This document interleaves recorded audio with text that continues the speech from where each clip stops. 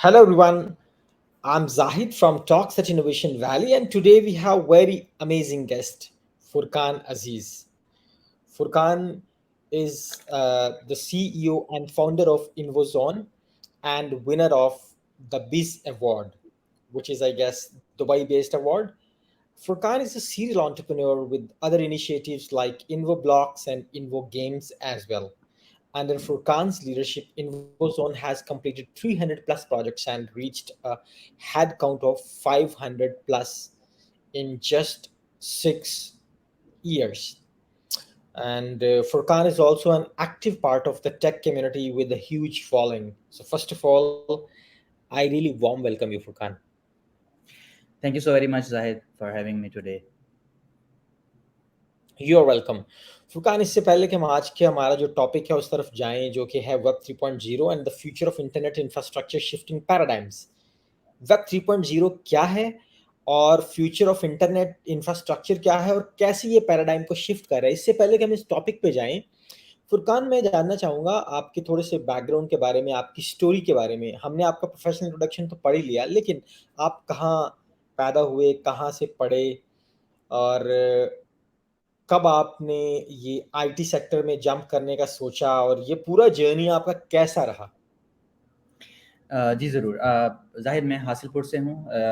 South Punjab की एक छोटी सी तहसील है वहाँ से, और बड़ा ही अंडर डेवलप्ड सा एरिया है। बहुत सारी फैसिलिटीज़ जब पूरे पाकिस्तान में हर जगह चली जाती हैं तो फिर वहाँ पे सबसे आखिर पे जाती हैं। और अगर किसी किस्म की भी कोई लोड शेडिंग या इस तरह की कोई चीज़ होनी होती है तो उस एरिया में सबसे ज़्यादा होती है, बिकॉज़ वो अंडर डेवलप्ड और बिल्कुल ही ऐसा महरूमी का शिकार इलाका है। तो I born and is raised there, like कोई एफएससी तक कोई 18 साल की एज तक मैंने वहीं गुजारा है, और फिर उसके बाद मैं लाहौर आ गया for my bachelor of science in computer science. तो कंप्यूटर साइंस में मेरा इंटरेस्ट जो है वो ड्यूरिंग कोई एफएससी के टाइम पे डेवलप हुआ था। उस टाइम में टेक्नोलॉजी को बहुत ज़्यादा स्पार्क दिया जा रहा था, बहुत ज़्यादा काइंड ऑफ अट्रैक्शन मिल रही थी। तो स्पेसिफिकली आई इंफॉर्मेशन टेक्नोलॉजी को, ये वो टाइम है जब 9/11 वगैरह रिसेंटली अभी होके हटा था, और दुनिया जो है वो बहुत ज़्यादा रिस्ट्रिक्शंस की तरफ जा रही थी, और आईटी इंडस्ट्री पे उस वक्त एक किस्म का पाकिस्तान की आईटी इंडस्ट्री के ऊपर एक सवाल सा आ रहा था, बिकॉज जो हमारे फॉरेनर क्लाइंट्स हुआ करते थे पाकिस्तान के, वो पाकिस्तान को अपना बिजनेस आउटसोर्स नहीं कर पा रहे थे। तो जिस वजह से वो एक हाइप क्रिएट हुई न्यूज़ में, टीवी में, जिस वजह से एक थोड़ा सा स्पार्क डेवलप हुआ और एक अट्रैक्शन डेवलप हुई toward information technology, which drove me to secure an admission in computer science ComStats Lahore में। और I am graduated from ComStats Lahore between 2008 to 2012। तो 2010 में ही मैंने जब ड्यूरिंग द स्टडीज़ 2010 में ही मैंने इंडस्ट्री को भी अंडरस्टैंड करना शुरू कर दिया था। I started an internship during my summer vacations, and then वो समर वेकेशन की जो इंटर्नशिप थी वो turn into the job. So and then to 2010 onward, I am in the industry. I spent around 6 years in different software development companies, local companies, as an employee, as a software engineer. I started as an associate engineer, and then kind of grown till the solution architect, और फिर उसके बाद मैंने US based startups के साथ काम start कर दिया, as a CTO, as a solution architect वगैरह different roles में। And at the in parallel I started making some attempts to have my own organization।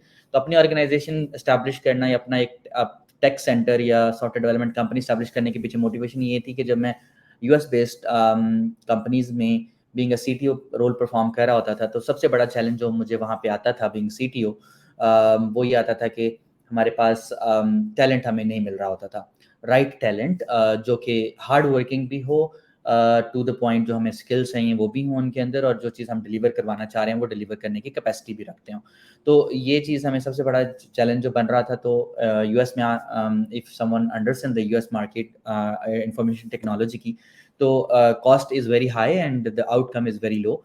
तो उस प्रॉब्लम को रिजॉल्व करने के लिए I started looking into the Pakistan, और मुझे पाकिस्तान में बहुत ज़्यादा टैलेंट नज़र आ रहा था इंफॉर्मेशन टेक्नोलॉजी के स्पेसिफिकली रीजन के अंदर। तो I plan to have a software development company in Pakistan to empower all दो सीटीओज मेरी तरह के ही, जो यूएस में हैं, यूरोप में हैं, कनाडा में बैठे हुए हैं, और वो स्ट्रगल कर रहे हैं विद द टैलेंट। तो इस टैलेंट गैप को उस मार्केट में रिजॉल्व करने के लिए मैंने एक सॉफ्टवेयर डेवलपमेंट कंपनी स्टैब्लिश की, which is purely offering the services to those startups and mid-sized companies who are looking to develop their own products या अपने digitalize करना चाह रहे हैं अपने systems को, existing systems को digitally transform करना चाह रहे हैं. तो we have a team of around 500 people sitting in Pakistan that's powering or empowering all those startups and mid-sized companies from the technology perspective Pakistan से बैठकर.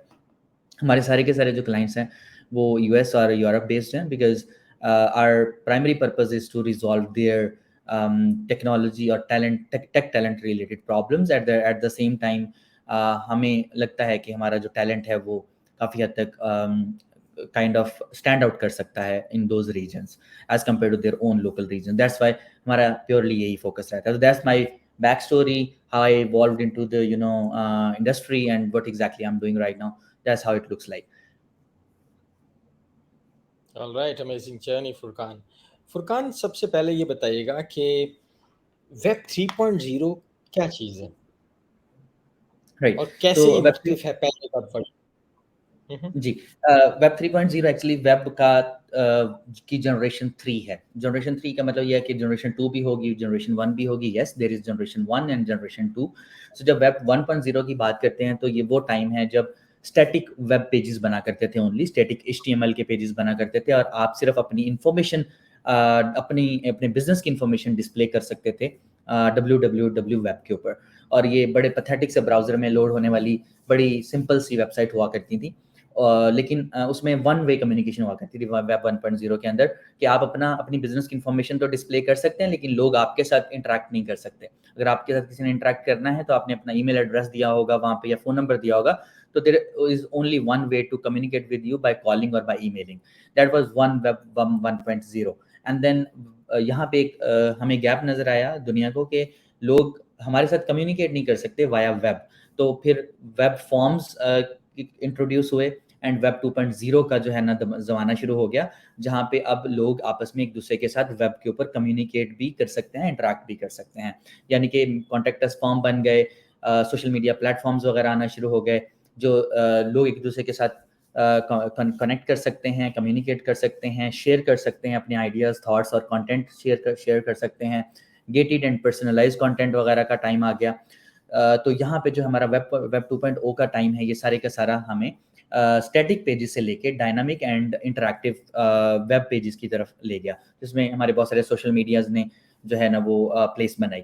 अच्छा, इसके बाद अगला जो चैलेंज हमें आया वो ये है कि अगर मेरा फॉर एग्जांपल फेसबुक पे अकाउंट है या ट्विटर पे अकाउंट है या मेरा फॉर एग्जांपल एक बैंक में किसी में अकाउंट है, तो ये सेंट्रली मैनेज्ड कर रहा है, कोई ना कोई अथॉरिटी मैनेज कर रही है. जैसे मेरा बैंक अकाउंट है तो वो हो सकता है कि स्टैंडर्ड चार्टर्ड बैंक या मीज़ान बैंक या लाइट बैंक मैनेज कर रहा हो. तो अगर लेट्स से कल को मीज़ान बैंक कहता है कि जी हम आपका बैंक अकाउंट बंद कर रहे हैं, तो बैंक मेरी परमिशन के बगैर या इवन कंसेंट के बगैर मेरा अकाउंट बंद कर सकता है.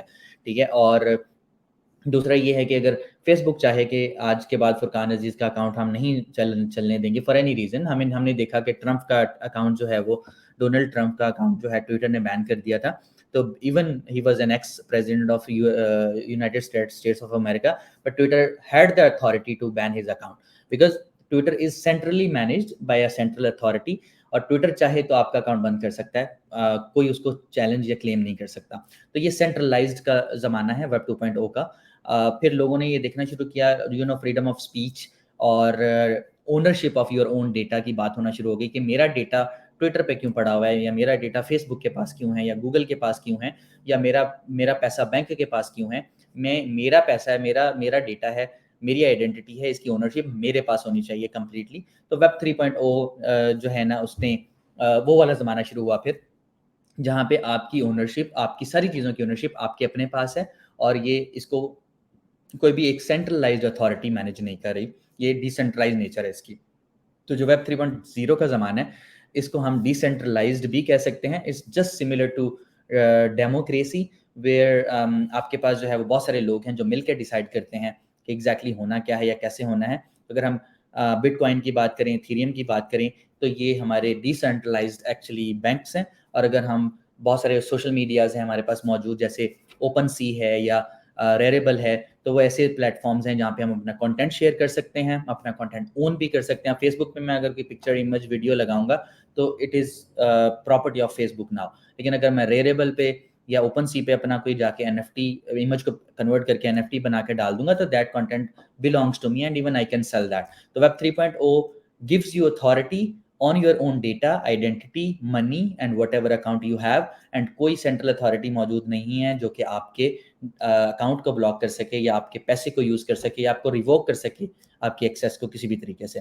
So this is how Web 3.0 is empowering people to take the ownership of their data and kind of revoking all those central authorities to play their wild role in your life. Right. Furqan, interesting. ये बताइएगा कि decentralisation का web 3.0 में क्या role है, और ये भी बताइए कि फ्यूचर इंटरनेट इंफ्रास्ट्रक्चर कैसा दिखेगा, और उसमें फायदे के साथ साथ चैलेंजेस क्या आएंगे। ठीक है, वेब 3.0 जो है वो एक्चुअली डिसेंट्रलाइजेशन ही वेब 3.0 है। इफ यू कॉल इसको हम ये कह सकते हैं कि दिस इज रिप्लेसमेंट और label on the top of decentralization. Decentralization का मतलब क्या है, थोड़ा सा इसको एक्सप्लेन कर लेते हैं, देख लेते हैं इन डिटेल्स। फॉर एग्जांपल, अब अगर फेसबुक का सर्वर है कोई, तो हो सकता है 50 सर्वर्स हों फेसबुक के, जिसके ऊपर फेसबुक ने अपना डेटाबेस, अपनी फाइल जो हम अपलोड कर रहे हैं वो फाइल्स रखी हुई हों, हमारा डेटा जो पड़ा हुआ डेटाबेस के अंदर, और उनका अपना सोर्स कोड भी पड़ा हुआ होगा प्रॉबेबली। तो उनके 50 सर्वर्स हैं, और अगर फेसबुक चाहे तो उन सर्वर्स को डाउन कर दे और हमारा सारे का सारा डेटा और हमारी सारी चीज़ें जो है वो चली जाएंगी। लेकिन और of course they can use our data because ये उनके सर्वर्स के ऊपर पड़ा हुआ है वगैरह वगैरह। लेकिन जब हम वेब 3.0 की बात करते हैं तो इसमें डिसेंट्रलाइजेशन की बात आ जाती है। सबसे पहली डिसेंट्रलाइज्ड जो एप्लीकेशन डेवलप हुई थी वो मेरे ख्याल में टोरेंट हुई थी। तो अगर हम टोरेंट को देखें तो टोरेंट किसी एक सर्वर से नहीं ले रहा होता फाइल को या डेटा को, वो पीयर टू पीयर डेटा ले रहा होता है।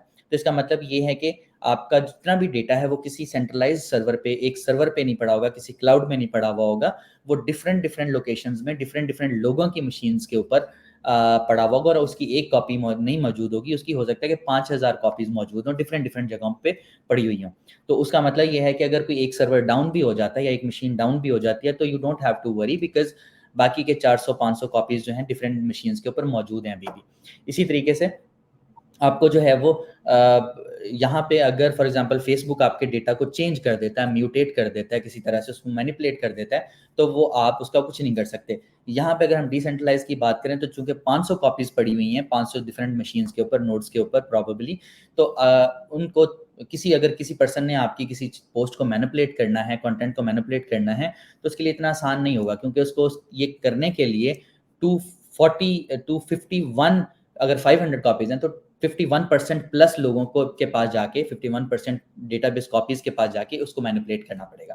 तो जिसका मतलब ये कि इस लॉट ऑफ हैसल, पहले सिर्फ एक जगह पे आपने मैनिपुलेट करना है सेंट्रलाइज नेचर में रहते हुए एक डेटाबेस में जाके, तो वो बस that's it, that the job is done. लेकिन इस केस के अंदर, डिसेंट्रलाइज्ड के अंदर क्या होता है कि आपको 51% कॉपीज को चेंज करना होता है, फिर जाके आपका डेटा मैनिपुलेट हो सकता है, वरना जो 51% कॉपीज कहेंगी कि ये डेटा इस तरह से, तो उसी तरह से माना जाएगा, उसी तरह से समझा जाएगा। तो कोई भी आपके डेटा को मैनिपुलेट नहीं कर सकता है, कोई भी आपके डेटा की एक्सेस रिवोक नहीं कर सकता है।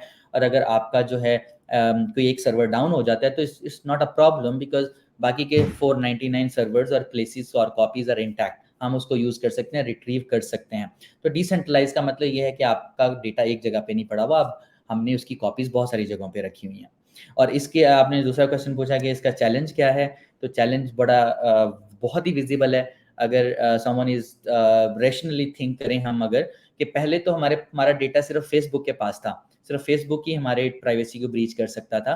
तो यहाँ पे अब हमारा वही डेटा है जो कि 500 डिफरेंट मशीन्स के ऊपर पड़ा हुआ है, और वो मशीन्स हैं भी डिफरेंट, हो सकता है कि इंडिविजुअल्स की। तो वो 500 लोग जो हैं उनमें से कोई भी एक पर्सन आपके डेटा को मैनिपुलेट ना भी करे, लेकिन प्राइवेसी जरूर ब्रीच कर सकता है, आपका डेटा उठा के उसको देख सकता है। अभी फॉर एग्जांपल फेसबुक पे हम प्राइवेसी लगा देंगे, ये इमेज सिर्फ मुझे ही दिखनी है या मेरे फ्रेंड्स को ही दिखनी है, तो उसकी प्राइवेसी वहीं तक महदूद रहती है। लेकिन अगर फॉर एग्जांपल ये पोस्ट जो है पब्लिकली 500 डेटाबेस कॉपीज में पड़ी हो, तो people can go into the database और डेटाबेस से आपकी पोस्ट को डायरेक्टली देख सकते हैं। तो इस चैलेंज को रिजॉल्व करने के लिए जो हमारी वेब 3 है उसमें ब्लॉकचेन का कॉन्सेप्ट इंट्रोड्यूस होता है कि हम वो डेटा ऐसे ही नहीं रखेंगे, हम उस डेटा को इनक्रिप्ट करके रखेंगे। ब्लॉक्स की फॉर्म में हम वो डेटा इनक्रिप्ट कर देंगे और वो डेटा तभी डिक्रिप्ट हो सकता है जब वो आपके पास आएगा। वो डेटा कोई भी और पर्सन उसको डिक्रिप्ट करके नहीं देख सकता। तो उस चैलेंज को कि अब वो कॉपीज़ मल्टीपल जगहों पे हैं और प्राइवेसी का कंसर्न भी है, तो हम उसको रिज़ॉल्व करने के लिए हमने डिसेंट्रलाइज़ की बात कर ली। उसके साथ-साथ हमने उसकी एन्क्रिप्शन की बात कर ली कि वो एन्क्रिप्टेड डेटा होगा। इससे अगला चैलेंज ये है कि जो गवर्नमेंट्स हैं और जो अथॉरिटीज़ हैं हमारी, उनके लिए बहुत बड़ा चैलेंज है यहाँ पे कि अगर फॉर एग्ज़ाम्पल प्रीवियसली हमने बैंक अकाउंट्स में अपने पैसे रखे हुए होते थे और वो नज़र में होते कि कौन से पैसे कहाँ पे यूज़ हो रहे हैं, राइटली हो रहे हैं, ब्लैक मनी है, व्हाइट मनी है, किसी मिलिटेंट एक्टिविटी में यूज़ हो रहे हैं, किसी टेररिस्ट एक्टिविटी में यूज़ हो रहे हैं या एंटी कंट्री या एंटी ह्यूमन एक्टिविटी में यूज़ हो रहे हैं, तो वो नज़र में हुआ करते थे। लेकिन अब जो है डिसेंट्रलाइज़्ड नेचर में हम ये काम नहीं कर सकते हैं because nobody have the control और कोई भी आपके पैसे पे, आपकी ट्रांज़ैक्शंस के ऊपर नज़र नहीं रख सकता है उस तरीके से।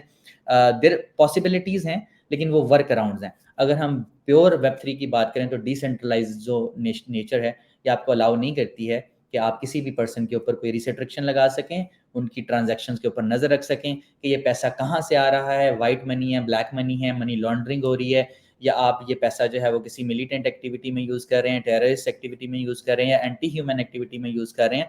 There is no way to identify unless कि हम कुछ वर्क अराउंड्स लगाएँ, लीगलाइज़ करें ब्लॉकचेन या वेब 3 को। और अगर हम ब्लॉकचेन को लीगलाइज़ या उसको वो करते हैं तो उसकी डिसेंट्रलाइज़्ड नेचर के ऊपर काफ़ी बड़ा क्वेश्चन मार्क लग जाता है। एनीवेज़, तो ये बड़ा एक चैलेंज है कंट्रीज़ के लिए और अथॉरिटीज़ के लिए टू मेक श्योर कि कोई भी किसी किस्म की एंटी ह्यूमन एक्टिविटी में आप पैसा स्पेंड नहीं कर रहे या एंटी ह्यूमन एक्टिविटी में आप इन्वॉल्व नहीं है। On the top of that मुल्क जो है वो चलते हैं टैक्सेस से।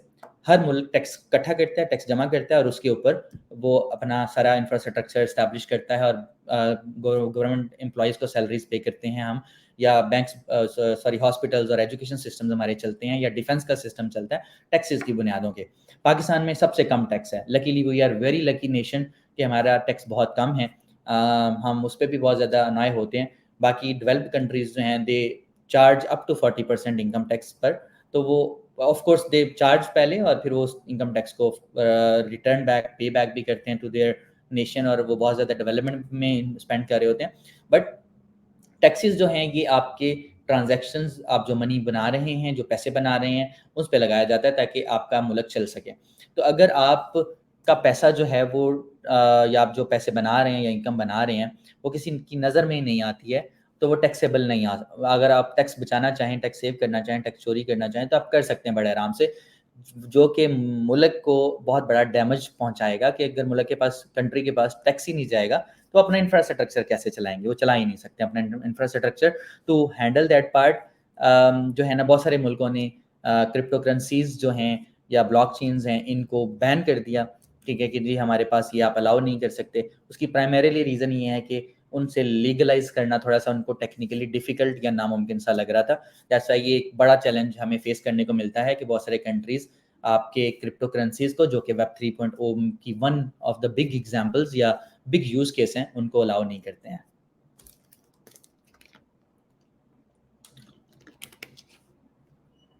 राइट। फुरकान, ये बताइएगा कि इंडस्ट्री में और गवर्नमेंट दोनों सिनेरियोज़ में वेब 3.0 का इंफ्रास्ट्रक्चर इस्तेमाल करते हुए कोई प्रॉब्लम सॉल्व किया गया हो जिसको आप एज़ एन एग्ज़ाम्पल रखना चाहें? कि ठीक है, हाँ वो जी। आपने बता दिया कि डिसेंट्रलाइज़ है और वो डेटा जो है उसकी मुख्तलिफ़ कॉपीज़ पड़ी हैं, कोई मैनिपुलेट नहीं कर सकता।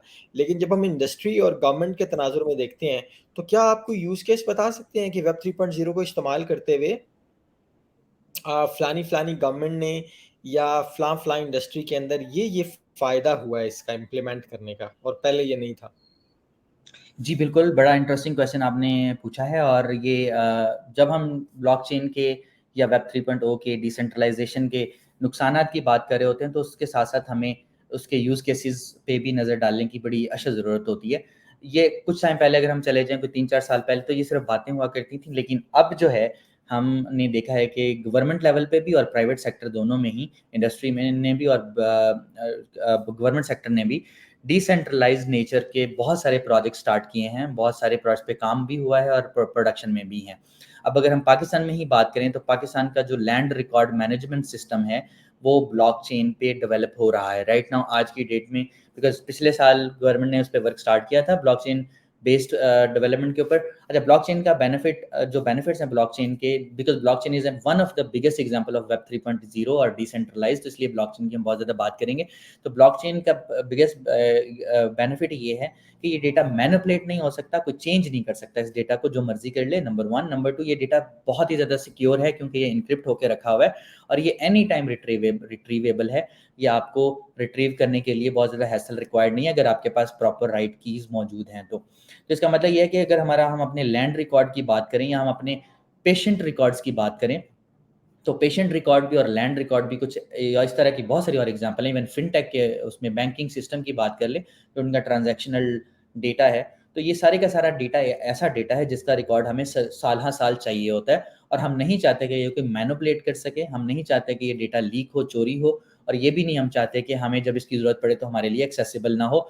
और एट द सेम टाइम इसकी बहुत सारी कॉपीज चूँकि मौजूद होती हैं तो हमें एक सर्वर के ऊपर या उसके बैकअप्स के ऊपर रिलाई करने की ज़रूरत नहीं है कि सर्वर क्रैश कर गया या हमारी जो है वो हार्ड डिस्क क्रैश कर गई है सर्वर की, तो इसका मतलब ये है कि we can not retrieve the data, या अगर रिट्रीव कर भी सकते हैं तो हम कोई 4 घंटे 5 घंटे पुराना डेटा रिट्रीव कर सकते हैं क्योंकि बैकअप 4 घंटे पुराना है।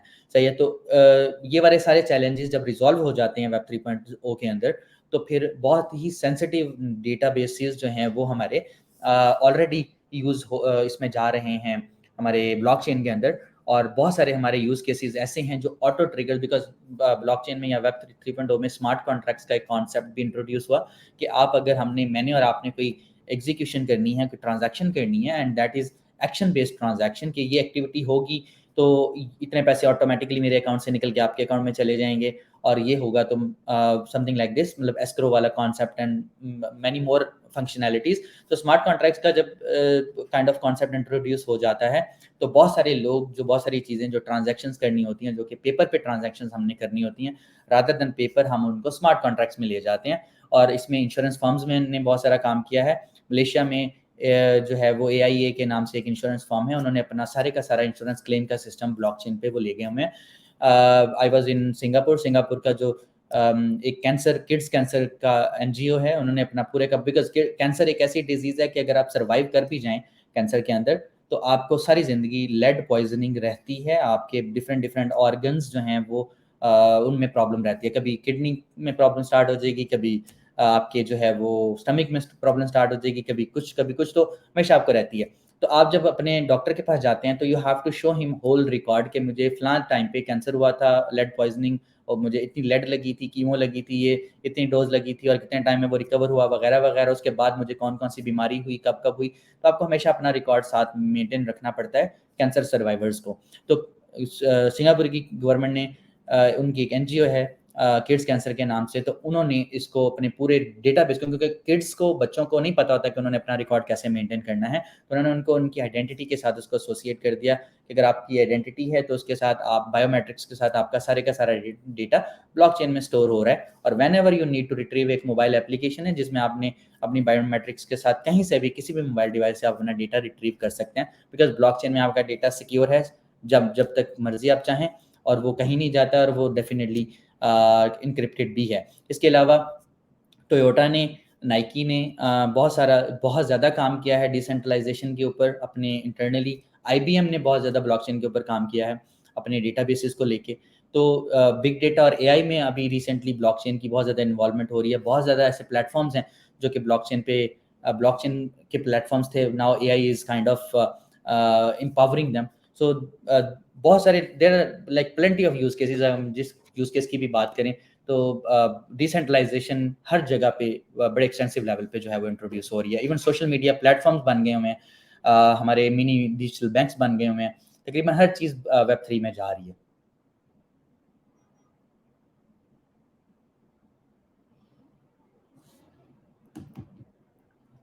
ठीक है, फुरकान ये बताइएगा कि एक बार फिर मैं ये पूछना चाहूँगा कि देखिए वेब 3.0 का जो इंफ्रास्ट्रक्चर है पूरा, जो पूरा इकोसिस्टम है, इसमें ब्लॉकचेन का क्या रोल है?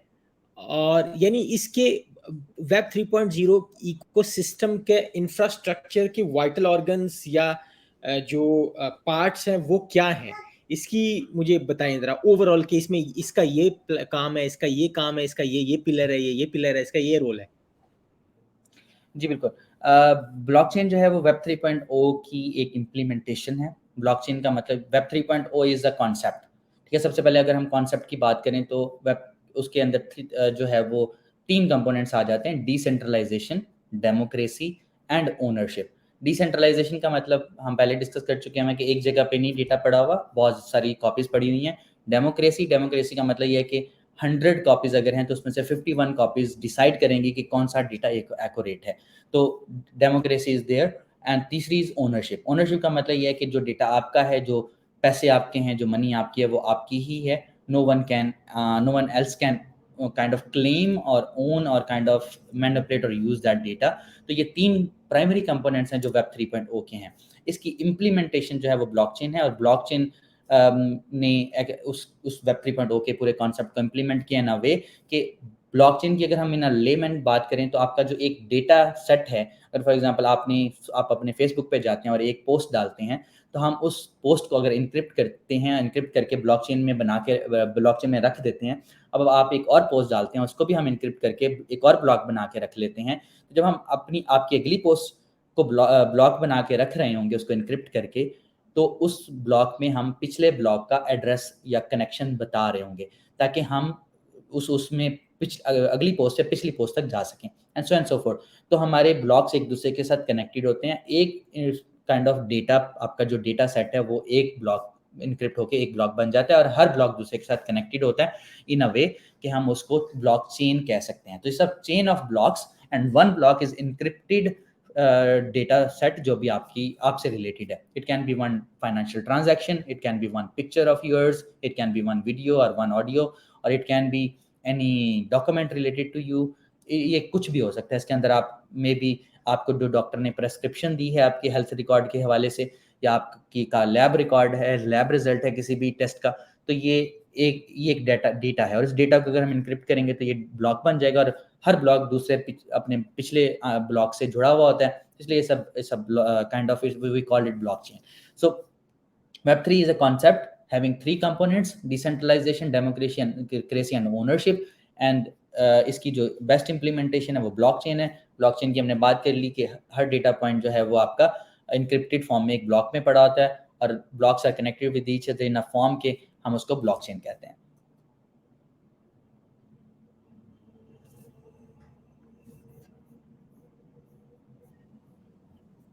राइट। फुरकान, जैसे आपने 3 कंपोनेंट्स इसके बताए, डिसेंट्रलाइजेशन, डेमोक्रेसी और ओनरशिप। अगर ये तीनों जो मकासद हैं वो इम्प्लीमेंटेशन के दायरे में ब्लॉकचेन से हल हो जाते हैं, तो फिर टोकनाइजेशन का क्या कॉन्सेप्ट है इस पूरे इकोसिस्टम के अंदर? बिल्कुल ठीक है। और अच्छा, क्या ऑब्जेक्टिव नॉर्मली है? हम जी, टोकनाइज़ेशन और टोकन की बात is in advance level. Tokenization और tokens without blockchain technically viable या पॉसिबल नहीं है। अच्छा, जब हम बात कर रहे थे अपने डेटा सेट को या डेटा पॉइंट्स को एन्क्रिप्ट करके ब्लॉक्स बनाने की, तो जो भी हमारा डेटा है अगर हम उसको एन्क्रिप्ट कर लेते हैं और वो हम अपना क्या कहते हैं ब्लॉकचेन पे डाल देते हैं, तो it can be considered as token as well. अगर ये ऐसी इन्फॉर्मेशन है या ऐसी कोई चीज़ है जो कि सेलेबल है, तो इसको हम टोकन कह सकते हैं। फॉर एग्जांपल, इसमें अगर मैं अपना एक कॉइन इंट्रोड्यूस करवाना चाहूँ कि कल से फुरकान कॉइन के नाम से एक न्यू कॉइन हम इंट्रोड्यूस करवाते हैं जिसकी वैल्यू होगी लेट्स से 1 सेंट और समथिंग, तो हम एक काइंड ऑफ डिजिटल टोकन, एक रॉ टोकन जो है वो एन्क्रिप्ट करके डिजिटल टोकन बना देंगे, और वो डिजिटल टोकन जो हैं वो फिर अगर उसकी डिमांड बन जाती है, लोग उसको खरीदना पसंद करते हैं, तो वो डिजिटल टोकन जो है हमारा प्रॉपर एक करेंसी बन जाएगी, करेंसी में इंट्रोड्यूस हो जाएगा। Another use case of is कि अगर फॉर एग्जांपल आपके पास एक बिल्डिंग है और आप चाहते हैं कि इस बिल्डिंग को जो है वो आप टोकनाइज कर दें, आपके रियल एसेट्स जितने भी हैं, real assets can be your movies, your videos, audios, your property, और may be your cars, may be your petrol का जो और ऑयल और गैस का जो वॉल्यूम है, या किसी भी किस्म का जो रियल एसेट है, इसको हम डिजिटल एसेट में कन्वर्ट कर सकते हैं। The conversion of real asset into digital asset is called tokenization. Tokenization का कॉन्सेप्ट जो है वो, हम जब फॉर एग्जांपल मैं आपसे अब एक गाड़ी खरीदता हूँ, मैं उसके इवज़ आपको डॉलर्स या रुपीस पे करता हूँ, लेकिन आप कहते हैं नहीं, मैंने आज डॉलर या रुपीस नहीं लेने हैं, मैंने अपना एक कॉइन बनाया हुआ है जो कि मैंने अपने क्रिप्टो पे करेंसी पे किसी एक्सचेंज पे डाला हुआ है, आप मुझे वो कॉइन बाय करें और वो कॉइन मुझे दें, तो मैं आपसे सिर्फ उसी कॉइन में पेमेंट ले सकता हूँ। तो इससे क्या हुआ कि वो कॉइन एक्चुअली क्या है, वो टोकन्स हैं जो कि आप पॉपुलर करना चाह रहे हैं, और अब आपकी और मेरी जो ट्रेड होगी वो उस टोकन के साथ हो रही होगी, या उस टोकन या उस कॉइन को यूज करते हुए हो रही होगी। That's how people normally launch the coins और टोकन्स, और फिर वो कॉइन्स और टोकन जो है वो काफ़ी पॉपुलर होना शुरू हो जाते हैं, और कुछ नहीं भी पॉपुलर होते हैं। तो जो पॉपुलर होते जा रहे हैं कॉइन्स, वो हम देख रहे हैं कि डिफरेंट क्रिप्टो करेंसी वेबसाइट्स के ऊपर और एक्सचेंजेस के ऊपर हमें उनकी प्राइसेस ऊपर नीचे जाती हुई नजर आती हैं, लोग परचेज करते हैं, ट्रेड करते हैं। जैसे bitcoin is one of the coin, Ethereum is another one, Solana है और बहुत सारे कॉइन्स हैं। तो ये initially they were nothing, they were just like token, और टोकन फिर उनकी वैल्यू बनना शुरू हो गई, लोगों ने इंटरेस्ट लेना शुरू कर दिया, and they turned into a valuable crypto currency. ठीक है। फुरकान, मैं एक और क्लैरिटी चाहता हूँ इस टोकनाइजेशन के हवाले से, कि अगर आप थोड़ी देर के लिए पैसों को, करेंसी को और फाइनेंस को छोड़ दें, हम बात करते हैं मिसाल के तौर पे एजुकेशन सेक्टर की, जहाँ पर स्टूडेंट्स का डेटा रिकॉर्ड रखना होता है, उनके रिजल्ट्स का, या हम बात करते हैं मेडिकल की, जहाँ पेशेंट्स की रिपोर्ट्स के रिकॉर्ड को मैनेज करना होता है। इन दो सेक्टर्स के रिकॉर्ड को मैनेज करने के सिनेरियो में टोकनाइजेशन का क्या रोल है? ठीक है, अब मैंने या जैसे स्टार्ट पे टोकनाइजेशन कहा को कि सिंपलीफाई करें? हाँ जी, टोकनाइज़ेशन का मतलब ये है, अगर हम इसको सिंपली इस तरह से करें कि आपके पास एक इन्फॉर्मेशन है, उसको आप एन्क्रिप्ट करते हैं। एन्क्रिप्ट इस तरह से करते हैं कि वो एक सेलेबल आइटम बन जाता है, तो उसको हम टोकन कह सकते हैं। टोकन हम सिर्फ़ सेलेबल आइटम को कहते हैं, अदरवाइज़ वो ब्लॉक रहेगा। वो एक ब्लॉक ही है और दैट्स इट। अगर हम वो इन्फॉर्मेशन सेलेबल है, तो हम उसको फॉर एग्ज़ाम्पल डिग्री, किसी भी इंसान की degree is a saleable item मेरे ख़्याल में। तो अगर हम डिग्री को एन्क्रिप्ट कर लेते हैं अपने पास ब्लॉकचेन में, तो इसको टोकन कहना शुरू कर देंगे। तो tokenization is actually an activity of converting and real asset. Asset इसलिए मैं कह रहा हूँ कि एसेट का मतलब ये है कि जो चीज़ ट्रेडेबल है। टोकन हमेशा ट्रेडेबल चीज़ का बनता है, तो what ever is tradable is if it is converted into the digital asset या डिजिटल कॉइन, तो इसको हम टोकन कहेंगे। तो इस अमल को हम टोकनाइजेशन कहेंगे, और वो जो चीज़ आउटकम निकलेगी हम उसको टोकन कहेंगे। लेकिन वंस अगेन एक प्रॉब्लम ये आ रहा है टोकनाइजेशन की कॉन्सेप्ट को समझने में, या कह लें कि आप ये कहें कि देखें, जब गवर्नमेंट की हम बात करते हैं, फॉर एग्जांपल गवर्नमेंट हॉस्पिटल्स के डेटा, पेशेंट्स के रिपोर्ट्स को मैनेज करने के लिए वेब 3.0 का इंफ्रास्ट्रक्चर इस्तेमाल किया, रिकॉर्ड्स मैनेज कर रहे हैं वो। अब गवर्नमेंट तो कोई चीज़ सेल नहीं करेगी ना किसी को, वो तो पेशेंट के रिकॉर्ड हैं, वो पेशेंट के पास ही जाएगी अगर ज़रूरत पड़ेगी तो। तो जहाँ पर ना पेशेंट और ना ही गवर्नमेंट अपने किसी डेटा को या रिपोर्ट को सेल नहीं करना चाहती, तो क्या वहाँ टोकनाइजेशन नहीं होगी? अच्छा, मेरे ख़्याल में जो हेल्थ केयर का रिकॉर्ड है या इवन एजुकेशन का रिकॉर्ड है, that is a saleable data, saleable item. मैं हमेशा समझता हूँ कि दुनिया में उतना फिनटेक डेटा के ऊपर प्राइवेसी रूल्स नहीं हैं जितना हमारे हेल्थ केयर के ऊपर है। अगर आप देखें, हिपा कंप्लायंस है, बहुत सीवियर किस्म का, बा कंप्लायंस है। तो हिपा कंप्लायंस के हर साल न्यू न्यू रूल्स आते हैं। तो हमारा जितना भी पेशेंट का डेटा है, it is a saleable item. ठीक है, ये अलग बात है कि वो सेल होना है या नहीं होना है, या किसी ने इसको सेल करना है या नहीं करना। सिमिलरली एजुकेशन का जितना भी data, that is a saleable item. So who is the buyer is another question. तो अगर हम इनको हेल्थ केयर के डेटा को, फिनटेक के डेटा को, या एजुकेशन के डेटा को, या ई-कॉमर्स के डेटा को, या सोशल मीडिया के डेटा की बात करें, तो ये सारे वो कंपोनेंट्स हैं, या सारा हर तरह का डेटा जिसमें हम 4-5 तरह की बात की है, ये सेलेबल डेटा है। ये बेचा जा सकता है और खरीदा भी जा सकता है, और लोग खरीदते भी हैं, उसको यूज़ भी करते हैं। और फॉर एग्जांपल, अगर एग्जांपल के तौर पे मैं आपसे एक एग्जांपल पूछूं, ChatGPT, everyone knows ChatGPT. तो चैट जीपीटी को ट्रेन किया गया होगा किसी बहुत सारे डेटा के ऊपर, और वो डेटा कहाँ से आया होगा? वो डेटा मेरे और आपसे, या इस दुनिया में जो 5-6 अरब 7 अरब लोग मौजूद हैं, उन्हीं से जनरेट हुआ डेटा होगा ना। तो वो डेटा, हो सकता है कि बहुत सारा डेटा प्राइवेट डेटा हो, और वो इस तरह से रेडिली अवेलेबल ना हो रहा हो।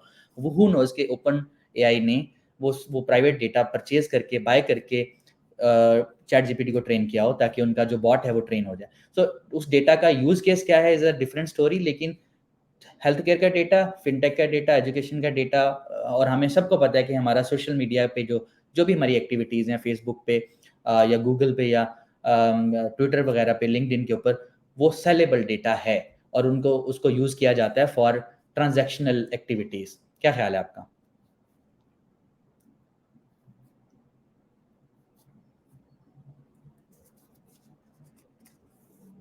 ठीक है। तो फुरकान ये बताइएगा कि वेब 3.0 को इम्प्लीमेंट करने में आप पाकिस्तान को जब देखते हैं और बिलखुसूस और बिलअमूम आप जब पूरी दुनिया को देखते हैं, तो आपके ख्याल में वेब 3.0 इंफ्रास्ट्रक्चर को इम्प्लीमेंट करने के लिए बेसलाइन और फाउंडेशन क्या चाहिए? पहला सवाल ये है। और दूसरा ये है कि उसमें चैलेंजेस क्या आएँगे या आ सकते हैं या आ रहे हैं और वो सॉल्व कैसे होंगे? ठीक है, बेसलाइन ये है कि सबसे पहले तो अंडरस्टैंडिंग और एक्सेप्टेंस चाहिए होती है।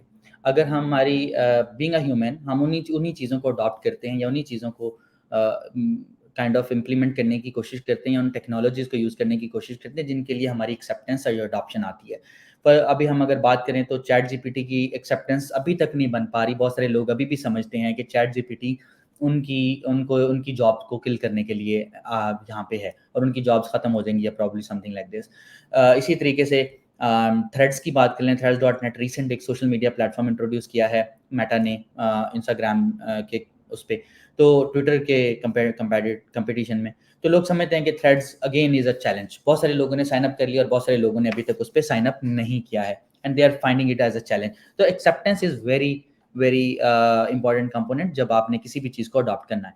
पाकिस्तान में आपने मुझे पता है कि स्पेसिफिकली पाकिस्तान की बात इसलिए की है कि पाकिस्तान में जो acceptance of a new technology ये थोड़ी-सी रिलेटिवली देर से आती है। अगर हम ब्लॉकचेन की बात करें, तो ब्लॉकचेन को बहुत सारे लोग रिलीजियसली हराम समझते हैं, जबकि मेरे ख़्याल में नहीं है, लेकिन बहुत सारे लोग हराम समझते हैं। तो इवन अगर हम थोड़ा-सा पीछे भी जाएँ, तो बहुत सारे लोग हो सकता है इंटरनेट को भी हराम समझते हैं, ठीक है? तो बात करने की ये है कि ब्लॉकचेन या डिसेंट्रलाइज़ेशन के पॉज़िटिव यूज़ केसेस भी हैं, इवन इंटरनेट के पॉज़िटिव यूज़ केसेस भी हैं और नेगेटिव यूज़ केसेस भी हैं। तो हमें पॉज़िटिव यूज़ केसेस पे फ़ोकस करने की ज़रूरत होती है नॉर्मली। सो सबसे प्राइमरी कंपोनेंट जो है इस acceptance, willingness to adopt the new technology, latest cutting edge technologies, and then उससे अगला चैलेंज ये आता है कि क्या आपको उस चीज़ की ज़रूरत है भी या नहीं। फॉर एग्ज़ाम्पल लास्ट ईयर में मेटावर्स ने बहुत ज़्यादा हाइप क्रिएट की। फेसबुक ने अपना नाम कन्वर्ट करके फेसबुक से मेटा कर दिया, लेकिन मेटावर्स की अडॉप्शन हुई नहीं। उसकी सबसे प्राइमरी रीज़न क्या थी? क्योंकि आपको एक वीआर बॉक्स चाहिए, एक ऑकुलस बॉक्स चाहिए, जो कि आपके सर पे एक और डिवाइस है। आपने उसको बाय भी करना है कोई 1.5-2 लाख रुपए में, और फिर आपको एक एडिशनल डिवाइस अपनी ज़िंदगी में ऐड करनी है। पहले ही आपके पास बहुत सारी डिवाइसेज़ होती हैं, आपने एक और डिवाइस अपनी लाइफ़ में ऐड कर लेनी है, जिसका मतलब ये है कि लोगों ने इसको अडॉप्ट नहीं किया and eventually Meta is considered as dead somehow, जो कि मेरे ख्याल में नहीं है डेड। मेटा इवॉल्व हो गया है। अब now you don't need headphone, you can run the metaverse related projects onto your PC console और मोबाइल एज़ वेल। तो वो जो एक हिंड्रेंस थी, एक ब्लॉकर था, वो रिज़ॉल्व करना पड़ा दुनिया को टू मेक दैट एक्सेप्टेंस। तो इसी तरीके से वेब 3.0 और ब्लॉकचेन की एक्सेप्टेंस इज़ अ चैलेंज, जो कि रिज़ॉल्व करने की प्राइमरीली ज़रूरत है पूरी दुनिया को भी और स्पेसिफिकली पाकिस्तान को भी। सबसे बड़ा चैलेंज ये है। और समहाउ जो अगली जनरेशन है, जो आज से 10 साल बाद वाली जनरेशन जिनको देख रहे हैं हम, जो आज काइंड ऑफ यूनिवर्सिटीज़ में हैं और वो 10 साल बाद एक्चुअली इंडस्ट्री को रन कर रहे होंगे, तो उसमें हम देखेंगे कि उसमें ये एक्सेप्टेंस काफ़ी ज़्यादा होगी, बिकॉज़ उन्होंने अपने यंग एज में, यंग टाइम में ये सारी चीज़ें देखी हैं और वो चाहते हैं कि इन सारी चीज़ों को हम इम्प्लीमेंट करते हुए नज़र आएँ। बाय द वे, पाकिस्तान की गवर्नमेंट ने, जैसे मैंने पहले बताया, लैंड रिकॉर्ड मैनेजमेंट के ऊपर ऑलरेडी काम शुरू कर दिया हुआ है यूजिंग द ब्लॉकचेन वेब 3। तो इसका मतलब ये है कि समहाउ एक्सेप्टेंस मौजूद है। एट द सेम टाइम उन्होंने क्रिप्टो करेंसीज़ को भी लीगलाइज़ करने के लिए एफर्ट स्टार्ट कर दी हैं। जो हमारी डिफरेंट मिनिस्ट्रीज़ हैं, they are trying to work with हमारा जो स्टेट बैंक ऑफ पाकिस्तान है, उनके साथ ऑलरेडी वर्क चल रहा है और सोशल मीडिया पे भी और न्यूज़ चैनल्स पे भी आपको न्यूज़ मिलती हैं कि डिफरेंट डिफरेंट प्लेसेस पे लोगों के अंदर एक्सेप्टेंस आ रही है इसको लेकर। ये आपने बड़ी दिलचस्प बात बताई कि रिलीजियसली मज़हबी तौर पे ब्लॉकचेन को हराम समझा जाता है। ये आपने बड़ी इंटरेस्टिंग बात की है और अजीब भी है। ये थोड़ी स्टोरी बताएं, ये क्या हुआ था, ये किसने बोला है और क्यों है ऐसा, इसके पीछे क्या वजह हो सकती है? हाँ, ये इंटरेस्टिंग स्टोरी ये है कि जब आप ब्लॉकचेन की बात करते हैं तो ब्लॉकचेन का मतलब ये है कि it's not a real currency, it's a virtual currency. Virtual currency का मतलब ये है कि ऐसी करेंसी जिसको आप टच नहीं कर सकते, छू नहीं सकते, जिसकी फिजिकल प्रेजेंस एग्जिस्टेंस कोई नहीं है, और जो बैक्ड बाय कुछ नहीं है। मतलब अगर हम रुपया या डॉलर की बात करें तो डॉलर का एक डॉलर का मतलब ये है कि जो उनका सेंट्रल बैंक होगा उसने इस डॉलर की कोई वैल्यू मुकर्रर की होगी इन टर्म्स ऑफ किसी न किसी गोल्ड की फॉर्म में या किसी धात की फॉर्म में, किसी मटेरियल की फॉर्म में। इसी तरीके से अगर पाकिस्तान की बात करें तो पाकिस्तान के स्टेट बैंक ने उतना सोना रिजर्व में रखना होता है जितने उन्होंने नोट छापने होते हैं। ठीक है, जब आपके पास सोना कम हो जाता है और नोट आप ज़्यादा छाप देते हैं तो इसका मतलब ये होता है कि आपके रुपये की वैल्यू डी वैल्यू हो जाती है, वैल्यू कम होना शुरू हो जाती है, कदर कम होना शुरू हो जाती है। This is how the financial systems normally work. लेकिन अगर हम ब्लॉकचेन की बात करें तो blockchain is not backed by anything. मतलब कोई उसमें मटेरियल नहीं है, पीछे कोई मेटल मौजूद नहीं है, कोई अनाज मौजूद नहीं है। क्योंकि अगर हम रिलीजियस इन इस्लामी सिस्टम को देखें, फाइनेंशियल सिस्टम को, तो बार्टर सिस्टम हुआ करते थे कि आप गंदम या किसी अनाज के एवज आप चीज़ें खरीद सकते हैं, या दहात के एवज खरीद सकते हैं। ठीक है, तो पेपर बिल्स नहीं हुआ करते थे, तो पेपर नोट्स नहीं हुआ करते थे। तो पेपर नोट्स पे भी बड़ी सारी खैर कंट्रोवर्सी रही है, लेकिन पेपर नोट्स चूंकि बैक्ड बाय मेटल हैं, यानी सोने को इसके साथ बैक किया जाता है, तो समाउ उसकी एक्सेप्टेंस समझ आती है। लेकिन क्रिप्टो करेंसी की ना तो फिजिकल प्रेजेंस है, ना फिजिकल एग्जिस्टेंस है, ना ही बैक्ड बाय एनीथिंग। तो इसका मतलब ये है कि ये हवा में है।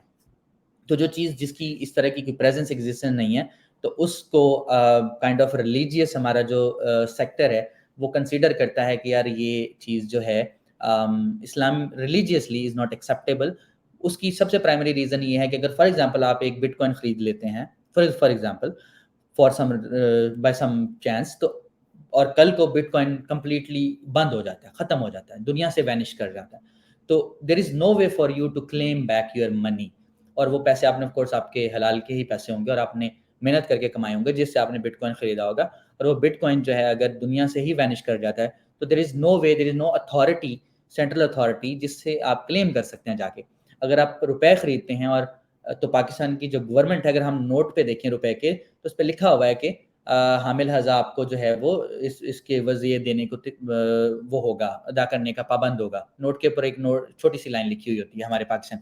उसका मतलब यही होता है कि you can claim the alternative of that note from the government of Pakistan. अगर आपको वो पैसे नहीं चाहिए तो आप पैसे देके उसके एवज़ सोना वापस ले सकते हैं, जो भी उसका उसका इक्वल मनी है या इक्वल उसकी वैल्यूएशन है। जबकि क्रिप्टो करेंसी में या बिटकॉइन में, एथेरियम में, सोलाना में ये चीज़ मौजूद नहीं है। तो इसका मतलब ये है कि इस्लामिक जो हमारा फाइनेंशियल सिस्टम है, वो इंसान को वो अपने काइंड ऑफ मानने वालों को जो भी एक पूरा कोड ऑफ कंडक्ट देता है और उनको किसी भी किस्म के पोटेंशियल डैमेज से, फाइनेंशियल डैमेज से बचाने की कोशिश करता है। तो जब हम अगर इस पर्सपेक्टिव में देखें और हम अपने रिलीजियस सिस्टम को देखें, तो लगता है कि इसके पीछे कोई बैकिंग नहीं है वगैरह वगैरह, तो इस वजह से ये रिलीजियसली एक्सेप्टेड नहीं है। तो होप मैं इसको एक्सप्लेन कर पाया हूँगा properly. I don't have any personal opinion कि ये हलाल है या हराम है। I don't have any personal opinion. मैं एक रिलीजियस फैक्टर बता रहा हूँ कि किन ग्राउंड्स के ऊपर रिलीजियसली ये समझा जाता है कि ये क्रिप्टो करेंसी जो है वो is not the legit currency, हलाल करेंसी नहीं है और हमें इस डायरेक्शन में नहीं जाना चाहिए। और दूसरी रीज़न इसकी ये है जो मुझे समझ आती है, वो ये है कि हमारी जो क्रिप्टो करेंसीज़ जब भी लॉन्च होती हैं तो स्टेकिंग का कॉन्सेप्ट आता है। स्टेकिंग इज़ एक्चुअली स्टेक करना, यानी रिस्क पे लगाना, दाँव पे लगाना, और उसको अगर हम थोड़ा-सा मज़ीद कनेक्ट करें तो जुए पे लगाना, मतलब ये है।